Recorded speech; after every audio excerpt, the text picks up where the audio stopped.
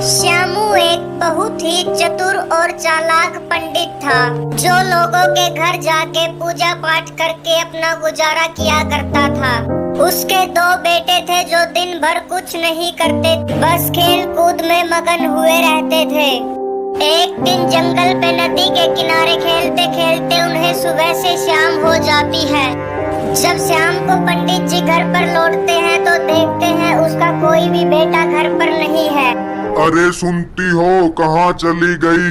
वो दोनों अभी तक घर लौटे या सुबह से महाराजा घूम रहे हैं? अभी तक तो तुम्हारे लाडले आए नहीं है। घर का सामान भी मंगवाना था, वो भी नहीं आया। हे भगवान, आखिर कब सुधरेंगे ये दोनों? इन्होंने तो हमारी नाक में दम करके रखा है। सुनिए जी, आप इन्हें किसी गुरुकुल में क्यों नहीं भेज देते? अरे नहीं नहीं, भिक्षा से तो कुल घर का ही गुजारा चल पाता है, और गुरुकुल में भेजने के लिए तो बहुत पैसे चाहिएंगे जो हमारे पास नहीं है। पंडित जी अपने बेटों से ऐसे ही परेशान रहता था, मगर उनको सुधारने की वह एक तकनीक आजमाता है। अरे रोहन, शाम हो गई है, पिताजी बहुत गुस्सा होंगे, चलो अब हम चलते हैं। हाँ, आज वैसे भी बहुत थक गए हैं, चलो घर पर चलते हैं, गर्मा गर्म खाना खाकर सोएंगे। रोहन और सोनू घर पर आकर अपनी माँ को खाने के लिए आवाज मारते हैं। उनकी माँ उन्हें बोलती है, आज खाने में कुछ नहीं, तुम्हारे पापा को भी आज दक्षिणा में कुछ नहीं मिल पाया है। क्या हमारे पापा इतना भी नहीं कमा रहे कि हम 2 टाइम का खाना खा सके? क्या आज हमें भूखे ही रहना पड़ेगा? सुबह की बासी रोटियां रखी है रसोई में, तुम वह खा लो, मैं तो वैसे भी भूखे रह लूंगी। जब वह खाना खा लेते हैं तो रात को पंडित जी उनसे मिलते हैं, पूछते हैं कहाँ थे तुम पूरा दिन? तुम दोनों को भी मेरे साथ काम करना पड़ेगा जिससे हमारा घर चल सके। वह पंडित जी की बातों पर कोई ध्यान नहीं देते और अंदर जाकर सो जाते हैं। अगले दिन जब वह घूम फिर कर रात को आते हैं तो फिर उन्हें वही खाने के लिए बासी रोटियां मिलती हैं। अरे सोनू, अगर हमें पापा के साथ मिलकर काम नहीं करवाया तो खाने में यही बासी रोटियां मिला करेंगी अब तो। अरे नहीं नहीं, मैं काम नहीं करूँगा, मुझे कोई और तकनीक सोचनी पड़ेगी। वैसे भी तुम्हें पता है मुझे काम करने की आदत नहीं है। जब बार बार उनके साथ घर पे यही बिहेव होता है तो वह घर से भाग जाते हैं।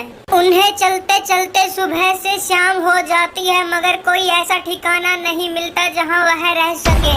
उधर शाम होने के बाद भी जब वह घर पर नहीं लौटते, उनकी माँ बहुत चिंतित होती है और उनके पापा को बोलती है, अरे तुम चिंता मत करो, अपने आप आ जाएंगे, वैसे भी जो होता है अच्छे के लिए होता है। बहुत रात हो जाती है। भूखे होने के कारण वह जानवरों के डर से गुफा के अंदर बैठ जाते हैं। जंगल में वह गुफा बहुत ही पुरानी गुफा थी, जिसके बारे में वह दोनों नहीं जानते थे। वह एक राक्षस की गुफा थी। वह जैसे जैसे गुफा के अंदर जाते हैं उन्हें मानो की घबराहट सी फील होने लगती है। अंदर उन्हें जानवर और इंसानों की बहुत सारी हड्डियां मिलती हैं और ऐसा लगता है कि यहाँ कोई बहुत भयानक राक्षस रहता हो। अरे रोहन, लगता है हम यहाँ किसी गलत जगह आ गए, हमें यहाँ से जल्दी निकलना चाहिए। तभी उन्हें वह दूर से राक्षस आते हुए दिखाई देता है। राक्षस को आता देख वह दोनों गुफा में ही छिप जाते हैं। रोहन, अगर उस राक्षस ने हमें यहाँ देख लिया तो जिंदा चबा जाएगा, इससे अच्छा मौका देखकर निकल जाते हैं। वह राक्षस एक गुफा के आगे से पत्थर हटाता है जिसमें बहुत सारा सोना, हीरे जवाहरात भरे पड़े थे। ऐसा लग रहा था वह किसी राजा महाराजा का बहुत पुराना खजाना हो। अरे रोहन, ऐसे लग रहा है जैसे कि यह गुफा खजाने से भरी पड़ी हो। मैंने इतना खजाना अपनी जिंदगी में कभी नहीं देखा। हाँ सोनू, अगर यह खजाना हमारा हो जाए तो हमें जिंदगी भर कुछ नहीं करना पड़ेगा। वह राक्षस सोने की गुफा के बाहर ही सो जाता है। सोनू, वह राक्षस सो गया है, ये अच्छा मौका है, सारा खजाना बैग में भरकर निकल जाते हैं यहाँ से जल्दी से। वे दोनों बैग में खजाना भर लेते हैं। जब तक वह निकलने की सोचते हैं वह राक्षस उनकी महक लेकर जाग जाता है। कौन हो तुम दोनों? मेरी गुफा में क्या करने आए हो? ओ, मेरा खजाना चोरी किया, तुम्हारी इतनी हिम्मत?